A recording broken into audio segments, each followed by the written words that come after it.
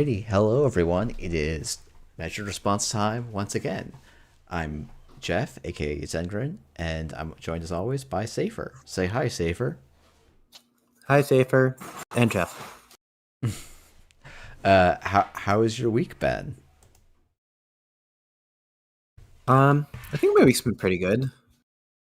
Are you finally feeling better from all of those illnesses? Oh yeah. I feel like the concept of a week is hard. I was like, wow, yeah, that was a week ago. I guess so. I know. I got a good workout today. I've been working on some card games. Been playing lots of Pokemon Champions. Been playing more TFT. Yeah. Yeah, I have to get ready for a GNK being held on Saturday. People are in the Boston area. They should go and support it. Kevin is doing a great job running the GNKs, getting them back up in the area and going again. Has some fun prizing. That's exciting. Yeah, and I have to figure out. You're playing? I mean, I'm gonna play Arasana because that deck I think is just cracked, and I have to figure out what corp to play because SBT banned out my corp. So I don't know what you're talking about. SBT also banned out my corp, so yeah. So there you go. Wait, no, that was the. I mean, honestly, I do think the off-world office ban hit my particular style, my play style, more than other things. Sure. SBT took my deck out behind the woodshed, but that's fine. But yeah, I think so. That'll be fun. I haven't had a lot of a chance to play Netrunner. I've been doing more TFT in bed when I should be sleeping lately as well, but not doing nearly as well. So shockingly, when on your phone and tired, when on your phone and tired, yeah. I feel like you end up missing you're like, oh, I got so unlucky, and then you I don't know if this happens to you, but occasionally I'll sleep and I'll be like, you know what? I realized that I missed this very obvious line. Yeah. Or selection is yeah, this only happens because I'm awake. Yeah, it's probably because this is not a TFT stream. I shouldn't go into the details of all of the weird oddities of this patch and how I'm failing to pick the correct forecast mid-game stabilization. But yeah, we can save that for the post show. Yeah, we'll do that post show because we got a good set of questions for today. I meant to ask you this before the podcast, but I think we talked about this the other week. Was that at some point we'd love to do some replay reviews, and so yeah. I think if people don't submit any, I will probably go and do one of my own. But we would love to do replay reviews just as a change of pace for an episode. So if you have any interest in having us talk about your game for next week, submit a replay review, whether that is a link to a VOD of you playing in person somewhere or a more likely and easier a Jinteki.net link. We'd love to spend an episode just doing something a little different. I think that seems like a fun thing, especially for a different way to approach Netrunner. And especially if you have a question of hey, I think I should be doing more X, or I feel like I don't understand where I fell behind in this game, or why I fell behind, that would be the best way to bring a replay. But and also, please get explicit permission from your opponent. If it is a JNet replay, I do have a tool to anonymize it for your opponent. Oh, really? Oh, yeah. Okay. Lost Geek made one that was nice. Pretty good, and I also know how to do it the hard way too. If I can't find that tool in time, but okay, cool. Okay, well, never mind. Yeah, I mean, hey, if you get the permission, great. That's better, obviously. But we should be able to anonymize it for people. But yeah, I think. Oh, I need to go and give our first guest permission to actually join the call. Let's go and do that. Cold lava doesn't deserve permission. I think he's comfortable with me making that joke. Yeah. Oh, I guess I should. I had some friends over for board games over the weekend, which was a lot of fun. We played Brass, nice. and then spent an an hour complaining about the ban list. So it was a good Netrunner hangout. But Cold Hello. Lava, we have you here for a not ban list take. So What? That's weird. Was Cold Lava one of Yeah. these friends? By yes, the yes, way. Cold Lava was Okay, one of okay. these friends. Okay. Um, so I guess my question was, lately I've been playing a lot of Slay the Spire 2, and it's a game designed by Netrunner players and obviously inspired by Netrunner. Um, but it has a different, since it's a digital game, it has kind of different constraints on it. So, what uh, can design learn anything from kind of how they've taken the game and any of their cards or anything interesting thing they've done? And I guess what can't dev learn due to the different constraints, or what couldn't dev implement that maybe Slay the Spire can implement? And I don't know if you can share it, Jeff, but I shared one of the cards that I thought was a very interesting Slay the Spire card, and it kind of feels a bit like Price or like an Anarchy Netrunner card, but taken in a different way. Yeah, I guess I can see. I did not think about the tech of trying to pull that up on screen. I mean, it's also But pretty straightforward to read out. yeah, if you just So want to read it out, that'd be great. I'll see about trying to get it on Yeah. screen. yeah, I can do that. So it's a Cascade. It's X cost X to play it, and it just says play the top X cards of your draw pile. It's also worth noting X in this game to play is essentially click cost, not credit. Yeah, I guess that. I haven't thought about the mana system being effectively click cost. That's like to me the Right. like core thing that they took from Netrunner when making Slay the Spire is that it was basically clicks. Um, that was like the always the connection I made because it is the resource that refreshes. You have the same amount turn to turn, um, Right. and that was sort Yeah, of I never made the yeah. exact connection there because you don't have like equivalent of a basic action card. Like your action cards are still playing the cards, Yeah, and yeah. like most in Netrunner, like doubles are pretty like niche and hard to consider, right? And like obviously cards that cost 2 are like a lot worse than cards that cost 1, but you can like they still way more play, or a card that costs 3 like sees way more play. So Yeah, I mean, I actually think that's an interesting difference between the two. Cool, sort of delayed, but so I'll have slow pull up of Netrunner cards for those of you who are not watching as a podcast. But um, yeah, I mean, I do think actually there's a bunch of things where I was like, it's hard for me to think of a specific card. I mean, I do think like Cascade, spend clicks to play the top X cards of your draw pile, like is probably a decent one. I think it would like you'd still be paying costs and stuff, so it's quite the gamble. Um, but I could see that being like a fun, at least a fun archetypal style card. Um, I guess it's like because you're sort of saving the click to draw in that, so it still has some semblance of economy, and then you just have to hope that your deck is generically good enough to make that trade worth it, which is interesting. yeah, I think that could be a cool card. I think it's like a lot more feasible for like runner than it is for corp, like Yeah, because I don't know, like you.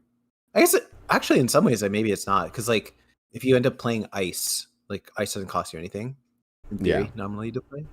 It's like that actually might be pretty reasonable. yeah. It's the when you like Cascade If you click hit an for agenda. 3 and you hit like agenda, and like Oh, that's an, so funny. That would be an so operation you funny. can't play. You just go Yeah. wide. They're just assets. Yeah, exactly. Yeah, I mean, it would actually be a They're pretty pretty good good stuff. card in an asset deck, wouldn't it? Because you would just like, yeah, I'll just play every card off the top of my deck. It's gonna be good for me. Yeah. Huh. That's pretty interesting. Yeah, I think Um, one of the. Oh, sorry, you should go. no, I was gonna say you could go because for context, I have played I played 0 Slay the Spire 2 at this point. I'll probably wait for it to be like full release. But I have played Slay the Spire 1.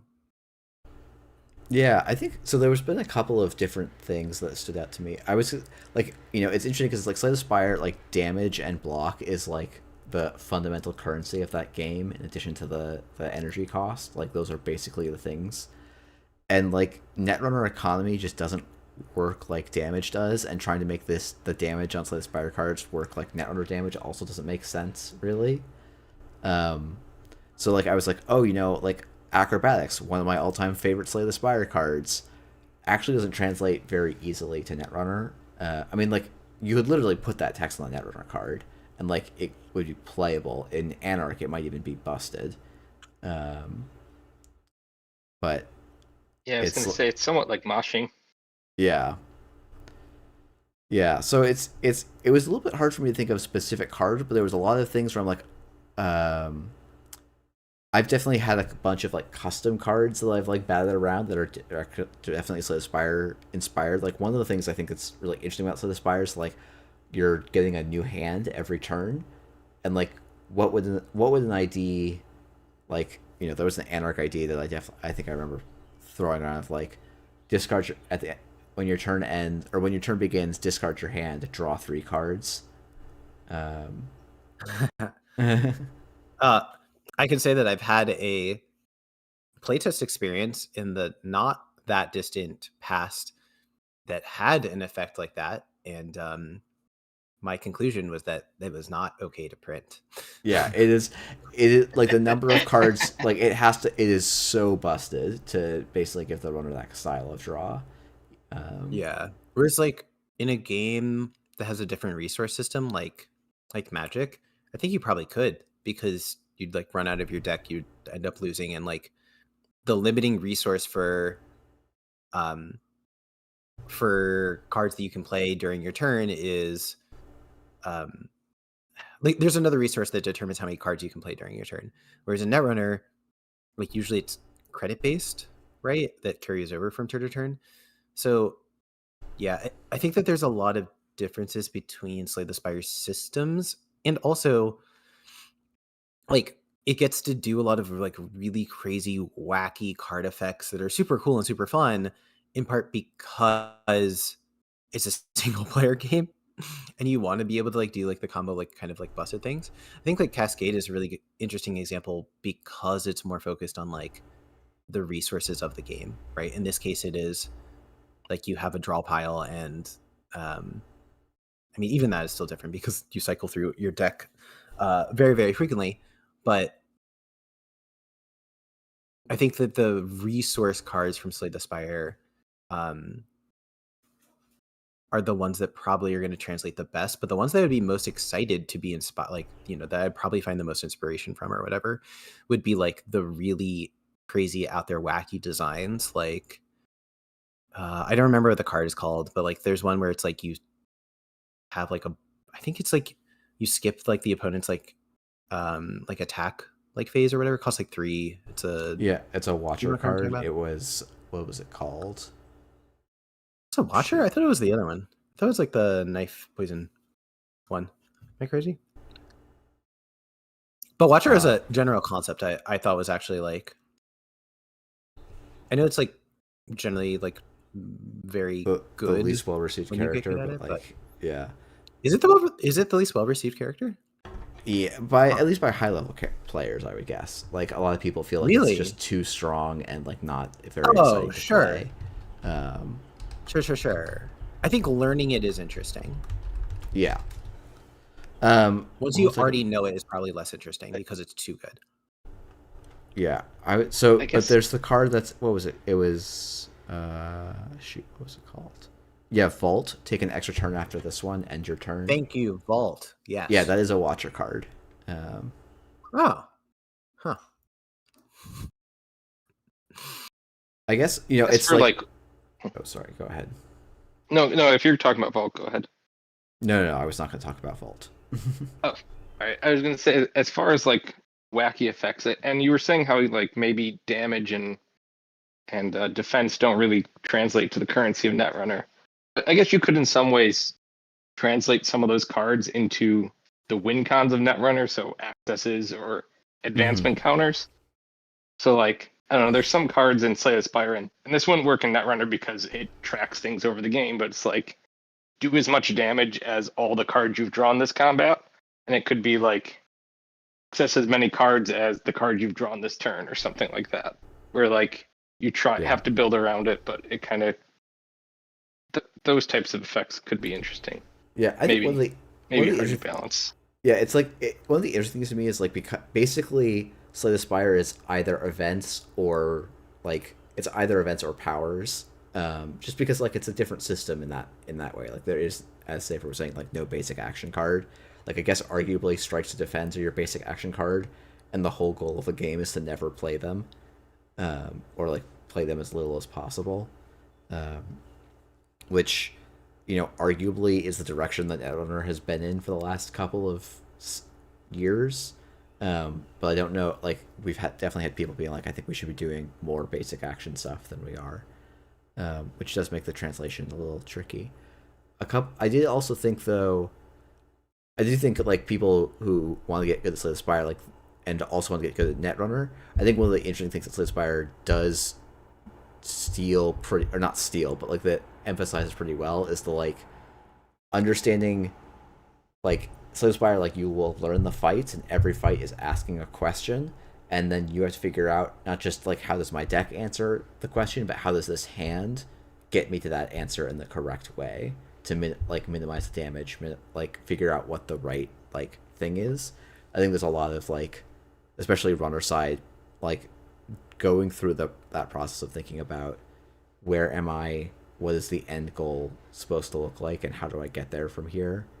I think is something that like people could be doing some more of. But I had two. Go ahead. I was gonna say that there was the second part of your kind of question here was about like what are things that the game can get away with digitally that like would make things harder to fit in Netrunner, and stuff like the place advancement counters on this card for each card you've drawn this turn is like an exact concept of something that I don't really feel like we could probably comfortably print in person, or in paper play, I guess I should say, because it has like effectively a memory component. It kind of depends on exactly how it would be implemented. Like if we had, I guess, like a current, like card type, like how there used to be, where there was like some sort of like persistent thing that then you would place power counters on it that then tracked it, and then at the end of the turn it placed advancement counters equal to the number of power counters. Like, but it gets messy very, very quickly, because if it was just like a card effect, imagine that you've drawn a bunch of cards, you didn't have that in your opener, you didn't remember to count the number of cards you've drawn, and so like how do you determine what that number is? There's also things like we don't really print the second time a trigger happens during a turn effects. We only print the first time, because the second time is substantially harder to track, and ask people to count the number of times that something happens rather than did it happen or not. I think what has worked is like really memorable things that take an entire turn and very clearly can be remembered. So make a run in HQ, R&D, and archives. Like people can remember if all three of those actually happened during that single turn. Something that could be interesting, I'm realizing. So like I had a couple of thoughts, but I was like, I wonder how you would do Grand Finale, because that's one of my favorite Slay the Spire cards. And I was like, actually, it's not interesting as a runner card, but as a corp card, Grand Finale I think actually could be kind of interesting. Like play this only if you have no cards in R&D. Maybe not a fully game-winning effect, but a close to game-winning effect. Could be kind of. Are we trying to break Eternal again? I was gonna say Eternal still has power shutdown, right? Yeah. But like that's fine. I'm not worried about it. Like, and I suspect there's lots of problems with like that is, I think, with Netrunner printing you win when weird condition happens is something you have to be really careful of if the runner doesn't have a lot of agency on how they interact with that. Though I guess like in theory with that card, you have to figure out how you're protecting, all those agenda points that are presumably floating around. Yeah, I think So like it could be that interesting. would be an interesting card to think about and try to design around. And like, of course, like my dev brain goes like, oh, like what if it's like you only have 10 cards left? It's like, okay, well now we're asking people to count R&D, right? Yeah, yeah, And you get to like the places where, like Magic's had a whole bunch of different like discard threshold mechanics where, you legitimately have to go and count the number of like cards that are in the graveyard consistently, and that's just like a pain in the butt. So yeah. I will say, like, to Make me, like a wait. please go ahead. I was gonna say, or you make it like a way weaker effect where if you have no cards in hand when you play this card, do something. So that yeah. Yeah, it's actually like a lot of a lot of these like cards with conditions are probably more interesting from the corp because they're the more constrained side. Um, Whereas like a runner playing with no cards in hand, like yeah, you technically have to worry about damage, but like you have, it's the like asynchronous, like oh you have such an advantage about when to take that risk and not. Um, I guess one of the things is defect in Slay the Spire 2 gets a lot of cards that like add negative cards to the deck. And I feel like that could be an interesting runner archetype where it's just like play this card and then you just have a stack of cards you shuffle into your deck that are just like dead draws. Um, like could be an interesting way to be like we can't keep putting self damage cards in Anarch. Let's put a self gumming cards in Anarch or something. I Or feel even like you all truly get to experience what the design dev mechanic is like now, because I go, oh, Jeff, sorry, I can't do that. Asking players to shuffle like multiple times a game, not a thing that we should do. I just get just to sit here and be like, your dreams, I'm gonna crush them real quick. yeah. That's fair. That's fair. just put them on top of the deck. Make it. You put less in, Okay. but they go straight on top of the deck. Okay. Yeah. Okay. Now we're talking. Yeah. I don't know if emotionally players will really enjoy negative draw, but Yeah, sure. exactly. Negative draw is a pretty rough one. It may not feel as fun. But anyway, what was the other thing I was thinking about? Oh, okay. My other two thoughts when I wrote some notes down beforehand, making a wrath stance, well, like the Watcher had in the game, I think could be interesting. Where it's like, oh, this is a run event, all ice doubles in strength, all subroutines fire twice, but all breaker abilities Ooh. also fire twice. Um, Okay. I don't know Okay. exactly Now if we're that's the cooking. way to implement it, but something like that seems like could be interesting. Yeah, I think you'd probably want maybe you access twice as many cards as you would otherwise, or something like that. I mean, that's pretty cool. Yeah. I guess the other thing I was thinking is like, what does intangible look like in Slay the Spot in Netrunner, right? Almost translates directly to a runner mechanic. Like, I feel like So you're would you worried just about basically? measured for a turn, Oh, and okay. every time a measured's played against you, you only lose one card. Yeah, I was wondering if it should, I guess like there's worlds where like currents or like lockdowns are almost like what's the one, the NAPD cordon. I guess actually almost sort of an intangible in some respects, um, from the other Yeah, perspective. and I mean current crazy, not crazy. What's the new one called? Flagship. Flagship is sort of Mm, intangible for the corp. yeah. But yeah, I don't know. I think it's a lot of Slay Spire is about to some it's not infinites per se, but like yeah, zero cost cards that let you keep drawing and taking more actions. It's like a big thing, and it's like that's actually not great for a 2v2 head to head board game. Uh, and also the like this thing triggers and that triggers two other things is like a core part of Slay the Spire scaling and design. And like as much as I love that and is why I play Shaper, I think it's probably best if not all that or design is, oh good, I have my five things down, so I'm just gonna go and like tear everything up. Yeah, and I mean, I'll agree that even becomes a problem in the current multiplayer Slay the Spire, where sometimes one person's deck just starts comboing off and everybody else gets to watch for a bit. Yeah, I've definitely had a Slay the Spire 2 co-op run where it was just like, oh yeah, I can on turn 1 or 2 do for like 400 to 500 damage. So everyone else, like, I guess, chat while I do that. But all right, so I think that we should move on to the next question because this. Yeah. I think that if I don't stop you both, we could just be here talking about Slay the Spire 2 for the rest of the evening. That's probably sorry. True. That was. It was definitely a Jeff Bait question. It sure was. All right.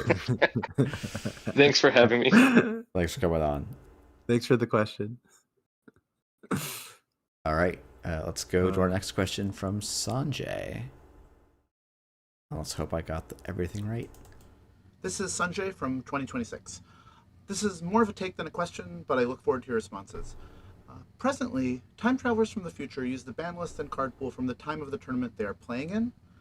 I think temporal OP guidelines should be updated to obligate future time travelers to use the card pool and ban list from their home time.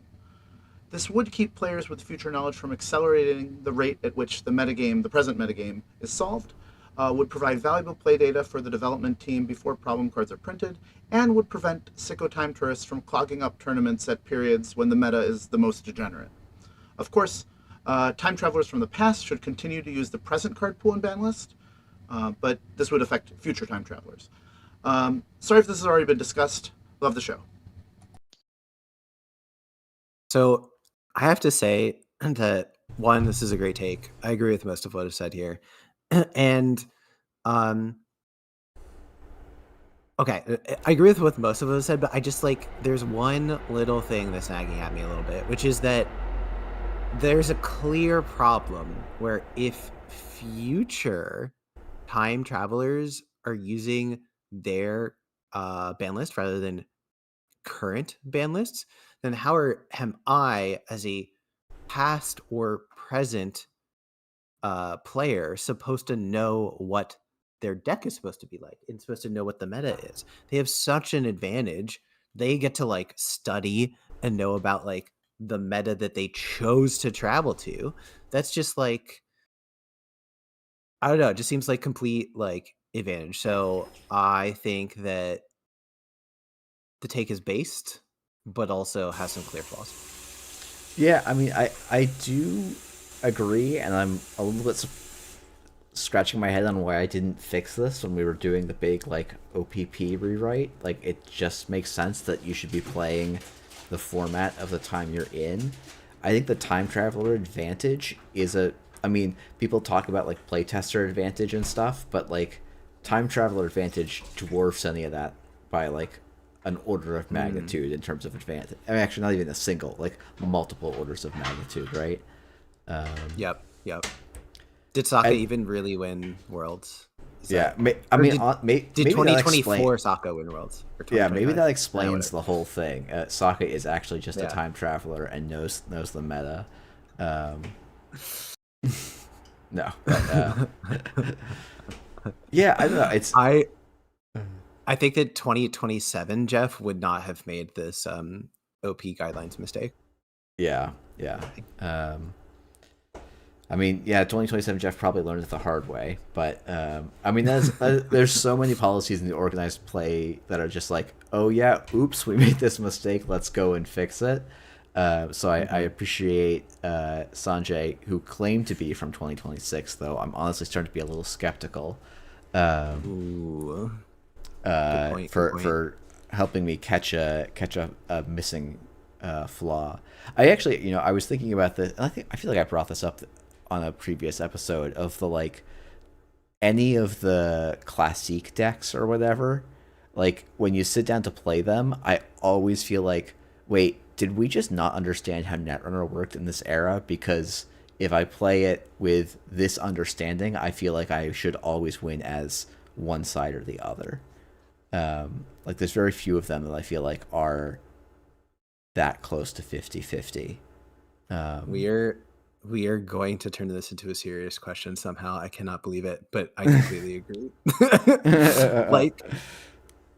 Come on! Our knowledge of the game gets so much better over time, and that means inherently going back and playing past matchups, like it's going to play differently because we understand the framework of the game better. And so we're going to make we're going to make much better play decisions, and we're going to evaluate cards and board states better. Like, I don't know, like there's just, it's like, I don't know, chess has been around for a very, very long time, right? Yeah. You have people that have been incredibly good historically at chess, and chess has come a very long way in the last 5 to 10 years or whatever. And you send someone from modern chess back 15 years or whatever, and they probably completely trounce. They're probably, I don't know, I don't remember exactly what the no, ELO I mean, ratings it are, would have to be a little bit earlier than that, I think. Well, yeah, because Deep Blue and stuff was early 2000s, right?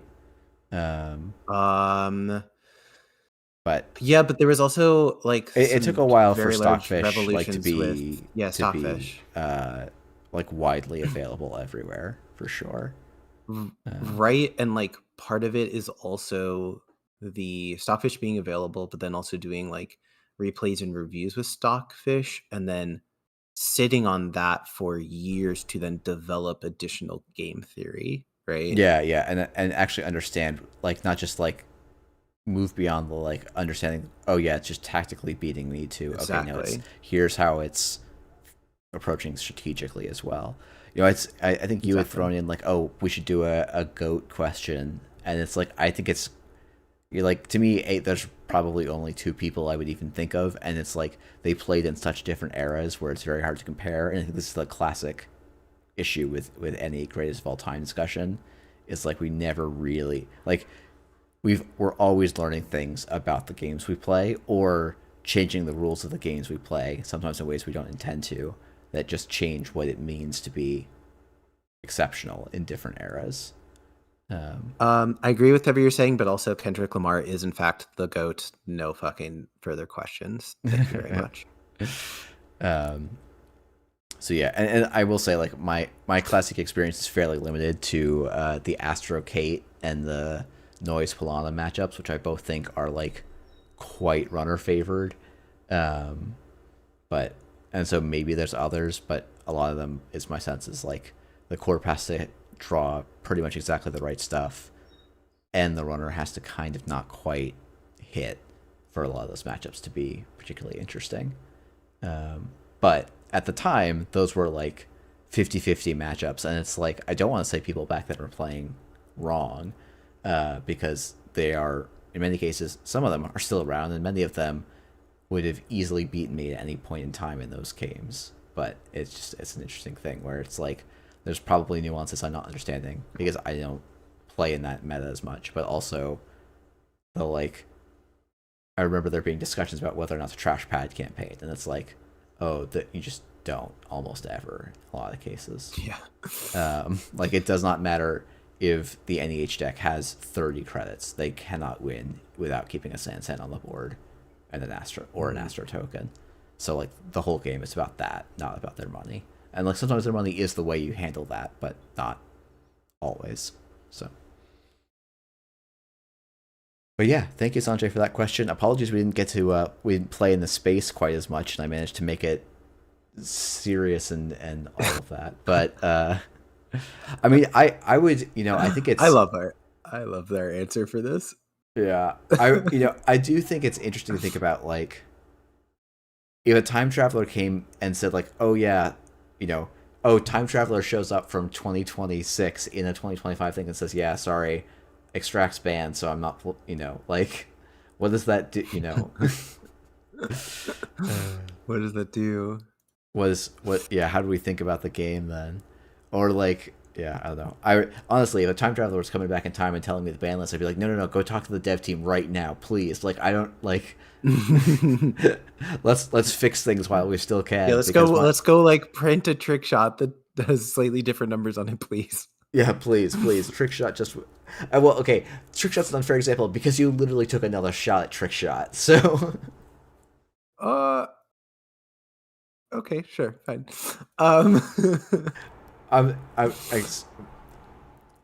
No air comment. Check.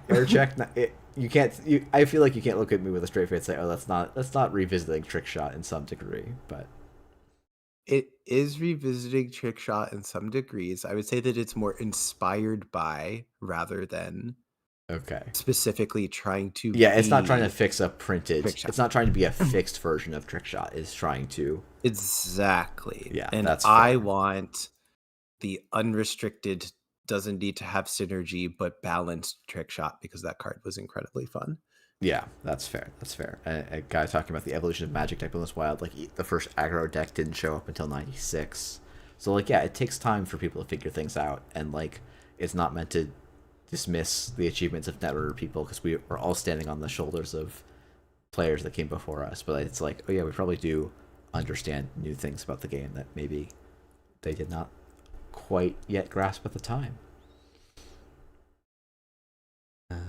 But yeah, I think we've got the next question here. I think from Wentagon, I think was the plan.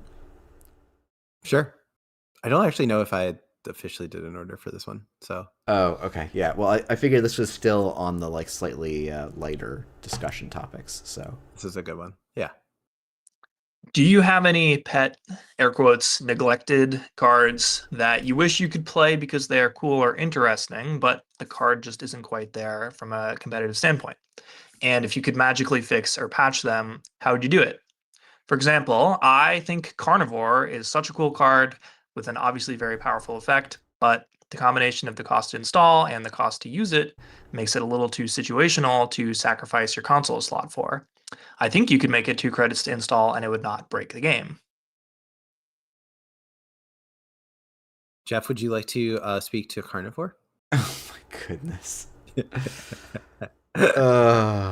So there are a couple of playtest cards that dev members will rightly be able to make fun of me for the rest of my existence. When Gateway was finishing up, Sam and I both looked at Carnivore at the time and said, this card's nuts. And Carnivore went through a lot of different iterations. There was a time where it was a 1-for-1, I believe. And that was quite strong. And the challenge, of course, at the time was we were like, oh man, we're trying to lock in this set. Let's get it right. And I believe Sam and I jammed like maybe 5 or 6 games in a row of like Asa versus Lou, and just both misidentified Carnivore as doing a ton in that matchup, and so got the got Carnivore's cost moved, I believe, from 3 to 4 was the discussion at the time. But yeah, turns out Carnivore way overcosted. I will say, in my defense, I think Carnivore is still more playable than Telephone. Detente? Oh, no, Rotary? No. Oh. Rotary. I think Rotary is the worst console, and she is printed by a large margin. But, Rotary makes me sad. And that's not to insult the dev team. Developing games is very hard. But Carnivore was definitely one where Sam and I were insistent that it was going to be too strong at 3. I wrote the article of, it could be a meta force, and like the card is bad. The card's very, very bad. So yeah, costing 2 probably would be okay. Yeah, I think consoles that are printed and are bad probably went through a time period where they were turbo busted. Yeah, in playtesting. Yeah, that's probably the assumption you should make whenever you see a console that looks just like unplayable. But pet cards that are bad that I constantly try to make work, well, let me tell you, I love me some Synapse, and have constantly tried to make it work. And I think that I've almost got there in current meta. Almost. Is it worth playing? I don't think so. And in future meta, I still have hope. and we'll see if 2027 Safer agrees with 2026 Safer. But like also sometimes like I don't know, I like doing explorations and I like picking a card and okay, so I think that if I was like a Netrunner streamer, right? Just imagine this world where I like stream Netrunner every single day or something like that. I think what I would do is I would take one card and I'd try to make the best deck that I could out of that card. Because that's what like I enjoy doing this. I just enjoy doing that. Like and I do that frequently, but just not to the extent of exploring the entirety of the card pool. And sometimes it lands you in really interesting places. So like oh god, what was the purple card? Perfect Recall. I got absolutely nerd sniped by Perfect Recall upon like Elevation released. I ended up playing this card so much more than I ever thought I would. And I ended up cutting it from the deck and the deck ended up being better. And then I started bringing that deck to tournaments. But it started with the exploration of Perfect Recall. Yeah. I think it's interesting to me. I don't think there's actually a ton of NSG cards where I'm like, man, this really whiffed, and I would love it to be better. I mean, like, I will shout out Living Mural as like literally any other card that was an Icebreaker Trojan would be amazing, and I really wish that had been a real piece of cardboard. I think it could help.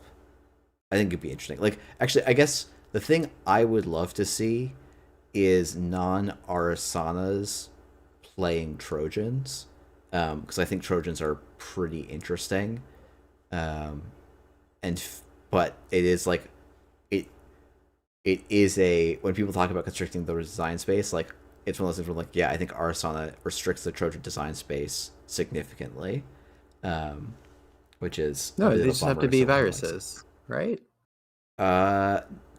No. Arsenal can still install Virus Trojans from hand, just can't bounce them with UAV. Right. Okay. Yeah, but true, UAV to me, like I'm really glad the UAV engine exists. I think it's great that I got a second shot at life. But I don't think it has to be the only thing you do with Trojans. Or like I think it'd be interesting to see like what does a Trojan what does a Trojan deck that actually uses more oh my goodness, the card that like Andre and I said is never going to see play and then won Worlds. Spree. Yeah. Like, what is a non-combo? Like, I guess Spree is inherently a combo card, right? But like, what other ways of having Trojans interact and play with the board are there beyond Ice Destruction and Arasana kickflips and other stuff? And maybe Madani is just kind of that, and it's fine. And then Madani actually is like one of the cards that I'm like, oh man, I really don't like this design. And so it's just like actually there's less design space in Trojans than I hoped. I feel like the corpse side. So my honest answer is probably Nasir is like the card I would love to have been more viable. I felt like that was such a cool mechanic. Nasir is really cool. I unfortunately think that it's like incompatible with being viable. Though. Yeah, like, I think that's probably true. The reason why it's cool is also the reason why it's bad. Yeah. Yeah. Like the core conceit is destined to be incredibly flawed and also is the part that makes it cool. Yeah. I guess I was trying to think of corp cards because like my brain in Netrunner is so runner focused. I will say like Lightning Laboratory I think is a card from like the fantasy of this card I think is pretty cool. It's just like D-Res is actually just like a really not great mechanic in practice, but I love the fantasy of Lightning Laboratory of like like having temporary shields up on a server kind of thing. And also getting, on a big enough server, getting to like recharge your res expensive stuff if you have cheap stuff to throw like D-Res on it. I think that could be kind of cool. Yeah, if Lightning Lab had 2 agenda counters, would it be more playable? I think so. Isn't it? Right? Oh, yeah. So no, it doesn't. It has 1. I thought it had 2 for a second, but you're right. It does only have 1, but it has 2 pieces of. I feel like it should just have every number well, not every number be a 2, but it could almost. Yeah, 2 agenda counters for 2 pieces of ice, and then D-res 2. I think that at some point it said 2. I think at some point it had 2 agenda counters on it, which is like in my head it was also 2. I'm pretty sure it did at one point as well. I also want to give a quick shout out, not because I think this is a card that ever should be good, but I definitely Lycian Multi-Munition and Chimera were both cards I played a lot of. And like they never can be good, but I think it's like an interesting space of like very like kind of you choose ice. It has like memory problems and things like that, and like just game design problems, but it's kind of neat. I actually think that like in Multi-Munition, I think actually this is the kind of card that does something unique, and there is the reason why it's bad, but it actually has, in theory, a potential way of making it quote unquote good, or maybe like some piece of a combo. You would need to have something that cares about resing and deresing. You need to have Vovo, and you need to have a way to reliably res this, preferably without taking an action. But if you have all 3 of those things, which are not existent in the current card pool, and it probably will never exist altogether in the card pool in the future, never say never, but like, yeah, there's like a world where you abuse this not as like an ice, but the fact as like a thing that can constantly be res and deres. Yeah, I mean, but like before, without going too deep into like, there was like Thunderbolt is bad because during playtesting we discovered that like when D-res is like strong, it's actually just obnoxious, and so like it's sort of difficult to play in that space, or at least that was my memory of that experience. Dev can take different lessons, but it is what it is that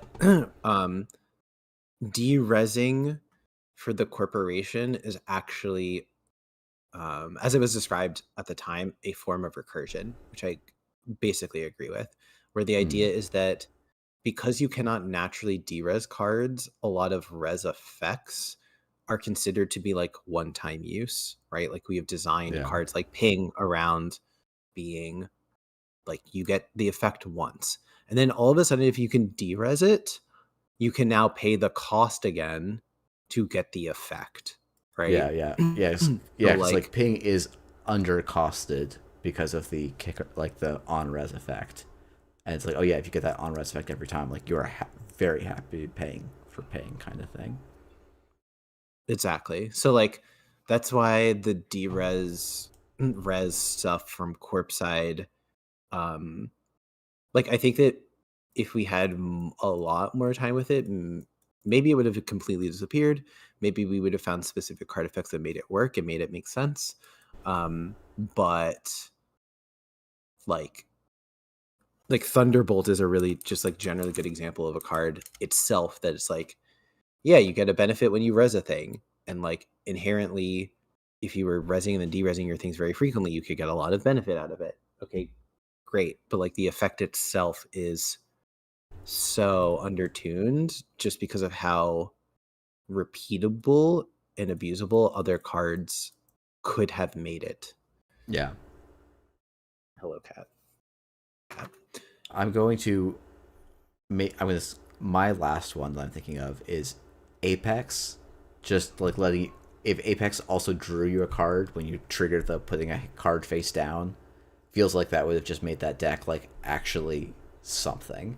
So you were not just like purely tempo negative for putting a card face down on the board. And also maybe Endless Hunger not being the worst icebreaker text you could possibly have. Where like depending on the exact phrasing of a subroutine, like suddenly mattered immensely. Feels like if Endless Hunger was closer to a Lucky Charm style effect or something, or a banner style, like pay this cost to avoid the run being ended. I feel like that makes more sense. But all right, we should do the next one. Yeah, we should. Yes, yeah. Oh boy, yeah, we are probably. Boy, yeah, I know. I looked at the time and I was like, oh god, we've pulled a Jeff Ben. We've pulled a classic us, yeah. Yes. Okay. Well, I think actually we'll probably just hit. Yeah, we've got like two more, and one of them is pretty short, I think. So, though it's not this one. So, question from Wenjong. Curious about how you think about 3-1 agendas from a design/dev perspective. My read is that most of them are built around providing a powerful, lasting effect that can meaningfully change the texture of the game, which is very cool given the tempo risk of scoring them early. Cards like Aggressive Trendsetting, Stegodon, and even Divest Interest come to mind. That said, it feels like the deck building cost of including one pointers, especially in a world where Hermes doesn't just exist but prevails, has made this whole category hard to justify in top tier corp decks. Do you see this as a manifestation of Hermes related tech deck, or do you think there are 3-1s that are still worthwhile yet underexplored design space to push further? So I have come to appreciate 3-1s in maybe the last like 6 months or so. I think honestly part of it is actually like let them dream. Making like one pointers feel a lot more relevant in agenda suites in general.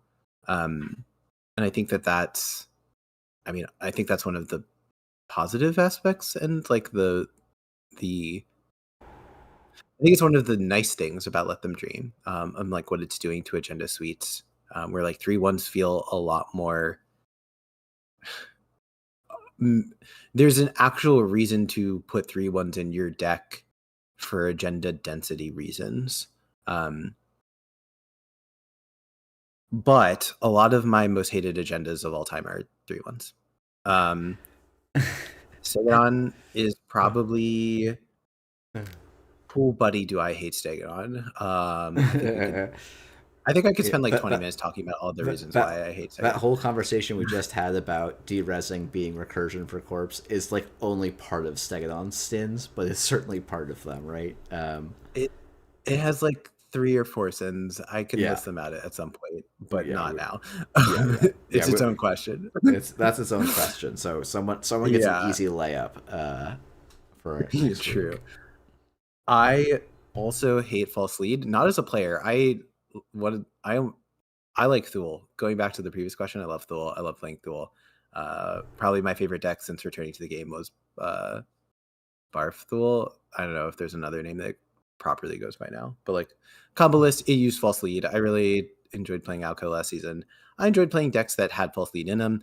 I think that false lead is an egregious design card. Like I think that it's literally only ever doing one thing, and I really don't like I do not like the design of that card.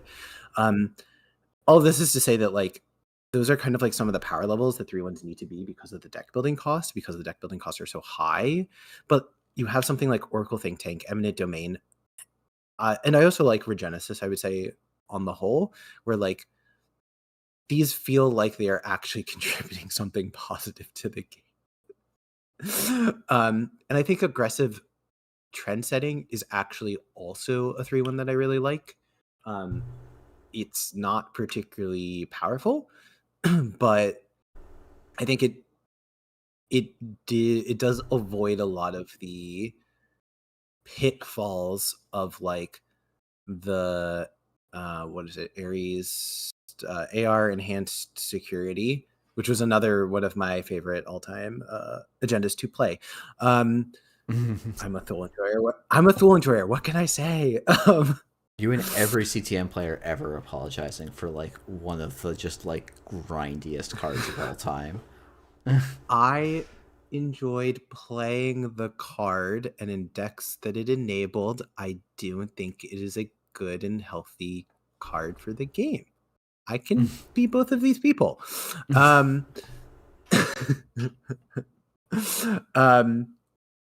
yeah, excuse me. Sorry. I think, oh my goodness gracious.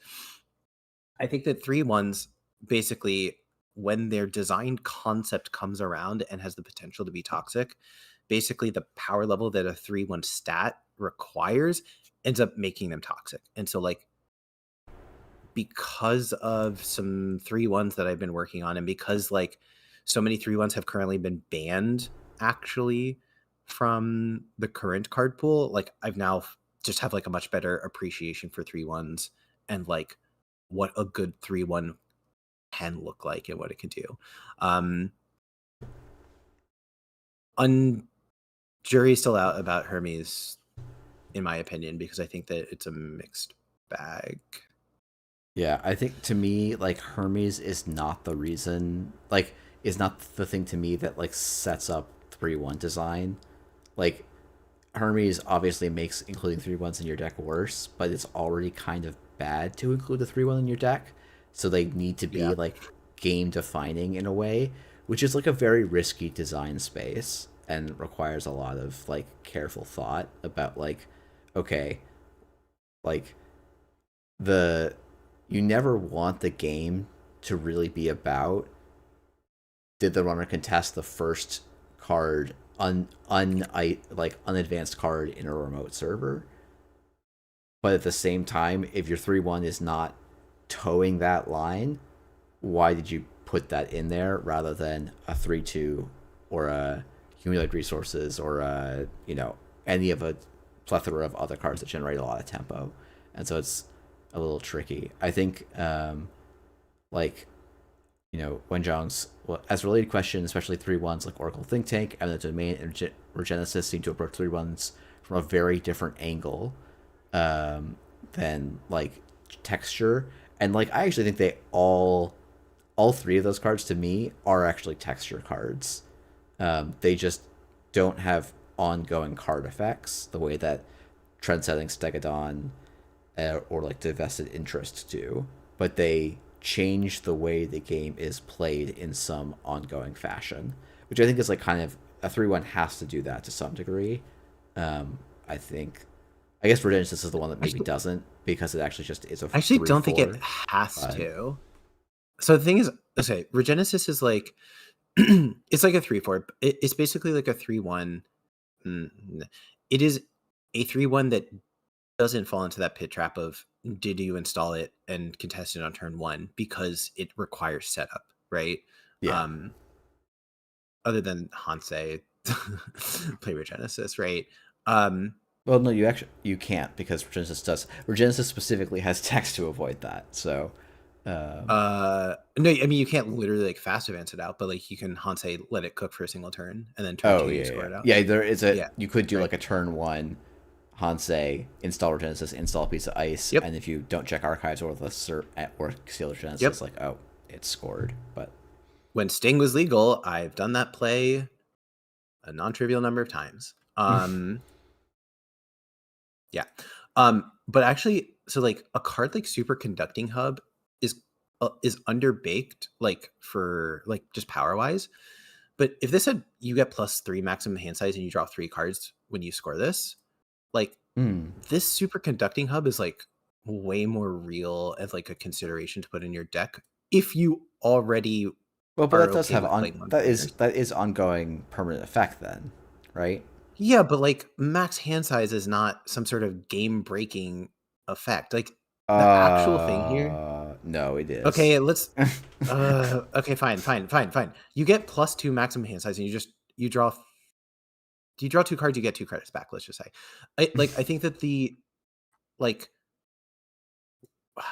it can like a hyperloop, right? Yeah. It didn't feel good to score, but like part of why Superconducting Hub for me, like, okay, going back to Thule briefly, if you look at all of the 1-pointers that you can currently play in Thule, you have Let Them Dream, a reason to actually be playing Thule, right? You have Stegodon. I don't want to play that card. You have Megapre.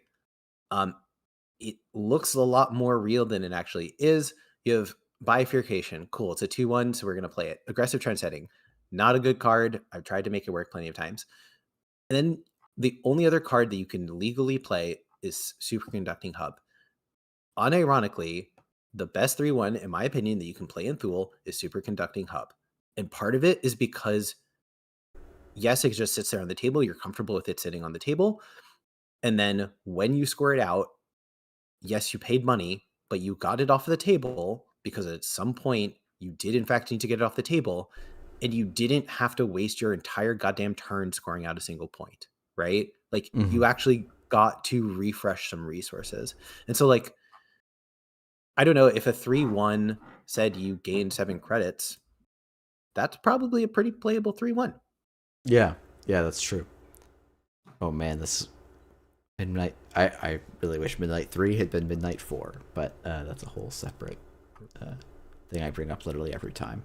But yeah, no, I think that is I guess to me, I'm like, oh yeah, giving you a permanent resource, even though you're gonna spend it because it's credits, is an interesting. Like, I don't know. I do think like that's still changing the board state, but yeah, 3-1s need to have a big dramatic, like consistent effect to some degree that you're like want to build into, because they have so many like.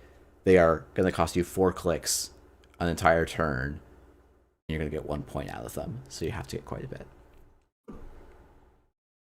I'm now wondering if 3-1 Off-World Office is like busted or actually just like a fair card because it's a 3-1.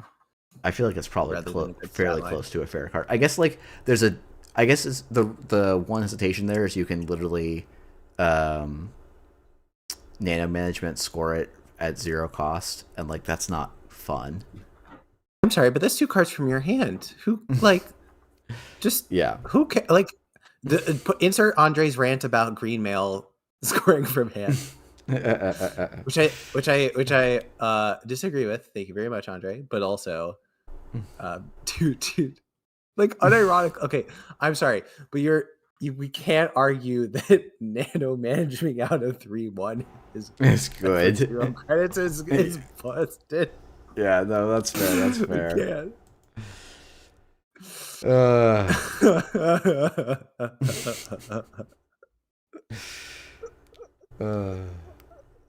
But what if we nano management out our superconducting hub and now replace the 2 cards that it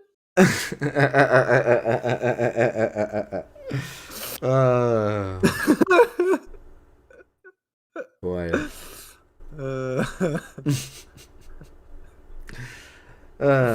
All right. Should we hit what's probably for time reasons our last question? Yeah.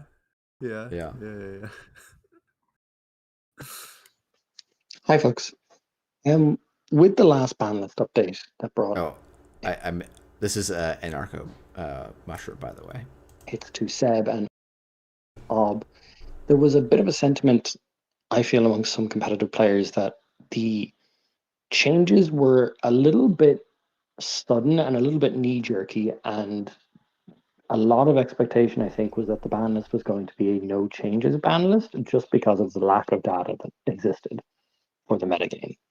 And generally speaking, looking at the last couple of ban list updates from SBT, you have to go back quite a while in terms of metagames to find a no changes update to the ban list. And I think since the more structured ban list, or more scheduled rather, ban list updates were brought about, there has been some kind of a change. Mostly it is at least some card getting banned, very rarely an unbanning. I guess my question is, does SBT feel that there is a compulsion to ban something with each ban list update? And is the idea of a no changes ban list kind of off the table from, moving forward? Thanks. I think we've talked about this a little bit in past episodes, and I think it's come up like at least probably like once a week during the since the ban list update in different ways. But this definitely still like frames it in a different light, which I think is actually like I have something to add to this. But this is actually a really easy answer, which is like, yeah, we considered no updates for this list. It was literally what we said our preference, like in the article, we said that that's what our preference was going to be without the timeline constraints. So like, yeah, it was definitely a consideration. We talked about it very seriously. And there was some point like during the process where that's what I thought we were going to do. And there's definitely a part of it where like even explicit, like, and this is not to shackle you down, but like part of the intent is also like you make this ban list so that the Continentals to Worlds can be a no changes ban list. Is like one of the goals here, right? Exactly. But so there's like something else that was like really interesting that came up in this question, which is like, since like a reference to since we've had the updated cadence, right? Which started last year. But you know what else happened last year? A giant card pool rotation. So like when you look at the past, you're like, what are the things that might be causing us to be consistently making balance changes to the meta? It might be because there was a gigantic rotation and we lost a lot of cards out of the card pool. And so like things are kind of just like generally unstable, right? I think that there were a lot of pieces that went missing. There's like basically a lot of lopsided things, and like Vantage Point as a whole was trying to help correct those things, but like a single release still can't do that. So like I think that over time we should see more and more effectively like no updates, or like what people I think grew more accustomed to from like 2021 to like 2024 or something like that, because like we're just rebuilding, we're rebuilding the card pool, we're rebuilding like standard, kind of like set by set. And I think that we'll hit like a more stable place when we don't have to worry about like when we're not living in the shadows of the big heat, Yeah, at some point we won't be able to blame rotation, but in the meantime, got a little bit more juice. Let's get a little more juice out of that lemons yet. So, I mean, I definitely think that this is the like this. I don't okay. Disagree. No, I sorry. That's not me trying to paint it unfairly. Just me thinking about like how much more, how many more sets can we release before it's like, no, we like the game has been officially only NSG stuff for a bit. And it's like right. A bunch of that stuff was still in the shadow, but like, do we have to wait till Liberation rotates before we're like, okay, we're completely free of no, Liberation and Gateway are gone, and we can wash our hands of any cards that were designed with FFG in the pool, right? That's when we're free. But I don't know. Even then, we're probably still not free from ourselves, right? Like you learn so much more about the game and all this other stuff, like what we were talking about before with player-based learning. Guess what? Designers also like learn and evolve with the player base, right? So yeah, like there's always going to be something that we regret, or is the design mistake, or is tech debt, or whatever. But the big, I don't know. There's so many implications from yeeting all of these cards out like at the same time, right? From like a meta perspective, that I think in a lot of ways, like last year was like us needing to figure out what that looked like, right? Like getting updated like on the game. When I say us, I mean sure format creation, but like also dev, design, like us as a player base. Like I think we're still figuring stuff out when it comes to like how, like what does the game look like without Rashida? Like I know it's been over a year, but like I do sort of suspect that like this is probably, I mean, I don't know if this is actually going to be true, but like my hunch right now is this is going to be the most disruptive ban list of the year. Maybe that won't be true, and maybe the last ban list will, like the most recent one. The most recent one that like just took out Ob and like hit Seb pretty heavily, according to all the good Seb players. I mean, I would hope so. Like that would be really. I would love to live in a world where the next update gets to be no update. Like holy moly! I'm not even saying it would be no update, but I would say closer to like the Info Bounty Sable update, where it's like Sable was still good, but it was like suddenly you could play other criminal decks, and Corpse had more room to breathe because Sable was less. Sure. Right? Yeah, I get. Like to me, like that's not. I would not expect, like if the next ban list is no update, that's great. If next ban list is, we're actually sorry, all players were unbanning Extract and we're going to ban Basalt instead, I would be way happier. But I'm not. That's not going to happen. I mean, so never say never. Never say never. But like I hope at least that this is like one of the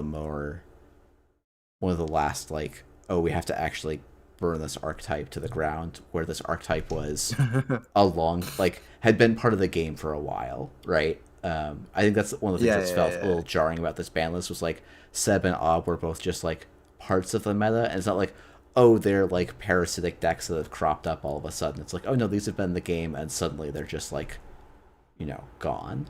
It's like jarring in a way, and it's like, arguably banning Sable and Hosh is like should be on that level, but I don't know, they felt different. Or it's maybe this is the like, well, I wasn't a Sable or a Hosh player, so I don't mind, and people in the comments can get me for that, but it feels a little different from my perspective that way.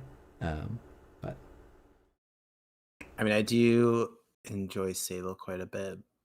Yeah. And I have not found a Reg Crim home that feels especially satisfying. Yeah. I do think. Oh man, have I put an immense amount of time into it. Yeah, but Crim is maybe the faction I feel like needs the most love at the moment for like exciting cards from NSG, which feels weird to say as a diehard Shaper player, but I got Cubon back, so I'm sated. We are a Crim podcast, not a Shaper podcast. No, if you want, this is a Shaper podcast. You can go join. You can go join the Shadow Net if you want to be on the Crim podcast. They won't have me. I'm not good enough for them. Haven't you been on there twice? On the Shadow Net? Nah. I thought you. Oh, okay. Nah. Okay. Nah. Sam doesn't want me on there. Sam's like, you're not good enough. I'm mostly roasting Sam here.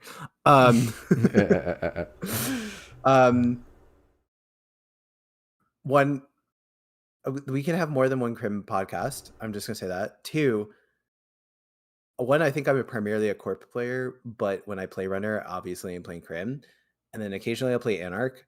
I really feel like I am the worst representative for Shaper ever. That's fair. I'm just make this the Shaper podcast because I talk so much about Shaper. Yeah, because you get to be biased. This is great. I guess I get to say that I like Thule, but like that's about it. Yeah. I can't be biased about good relevant archetypes. I have to keep my biases towards the bad things. Anyway, yeah. Apologies to Kawale, who sent in a question right as we were about to go live, and so we couldn't remember if we had already answered a question like it. So we'll see if we can take a look for next week. If you want to submit a question for next week, you can do so by joining our Discord. There will be a discussion thread for episode 12. However, if you want to submit a replay, we will be collecting those as well. If we get probably just one or two, that'll be enough for us to do an episode off of because it'll take a while. But we'll take questions, just regular measured response questions anyways, in case no one submits replays, or we decide that we want to have an extra week to actually pre-review and come up with discussion topics first. We'll see, because I am very much foisting this live on Safer. So I think that's going to do it for us. Thanks everyone for listening, and I should probably be doing the like and subscribe on your podcatcher or YouTube of choice. I'm sure it helps the metrics somewhere. I'm going to be honest, I don't look at them that much, but I do really appreciate it when people comment and like and talk about the podcast or say we're wrong for this reason. I enjoy those quite a bit. So please keep up doing that. One other shout out, which I actually thought it was going to end this weekend, but it's going to end about 3 hours before we start the podcast. There's a game called Press that is currently up on BackerKit that I did the dev work for. It is designed by a good friend of mine, Tony. Should be a great game. Check it out. Fantastic. All right. Well, until next week. Have a good week, everyone.